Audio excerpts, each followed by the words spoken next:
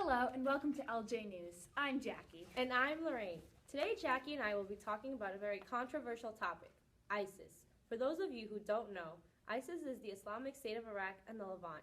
At first, ISIS was allied with the Sunni terrorist organization Al-Qaeda. ISIS is composed of 16 provinces in both Iraq and Syria. They have seized large lands of territory in eastern Syria and across northern and western Iraq. ISIS controls and seizes land like a military force, which makes them much more difficult to fight. Where did it all begin, you ask? We have to go all the way back to May 19, 1916, which was when Great Britain and France reached an agreement called the Sykes-Picot Agreement. The Sykes-Picot Agreement stated that the most Arab lands under the rule of the Ottoman Empire will be divided into British and French spheres by the end of World War I. ISIS wanted to erase the Sykes-Picot Agreement of 1916 so much that they changed their name to the Islamic State, removing Iraq and Syria countries. Nouri al-Maliki, who is the Prime Minister of Iraq, has made contributions towards the rise of ISIS. Al-Maliki has mobilized troops and gathered many armies to strike the Sunnis. He was very focused on ending them. He is a man who's persecuted his people and deprived them of democracy. He has surrounded himself around unprofessional advisors who only seek his money. Al-Maliki has not come to the realization that the U.S. will not send weapons over to Iraq even after ISIS has struck.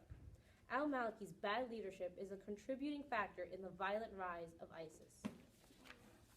What will ISIS do to establish their beliefs? ISIS has sprung from the fight against American troops in Iraq. They wanted to establish an Islamic State called Caliphate. In order to establish this, they are willing to use violence and punish Westerners and Americans, non-Muslims, and Muslims as well.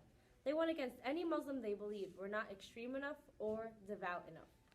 To understand the history of ISIS, you have to go all the way back to World War I, which was the last time the Arab world had a united Islamic State led by a religious leader.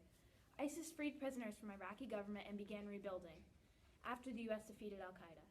The crisis in Syria, which sprouted from World War II, was an important reason why ISIS grew to be strong and allowed them to claim territory in eastern Syria.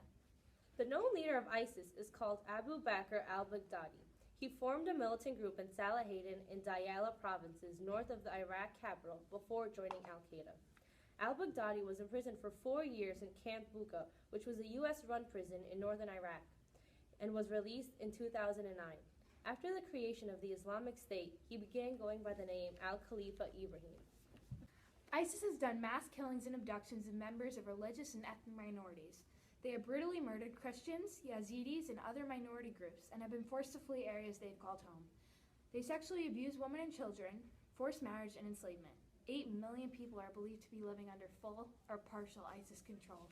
Lorraine, how do you think the U.S. can stop ISIS? ISIS must be stopped, and that means that the U.S. has to get involved. Airstrikes is one way the U.S. can help stop ISIS.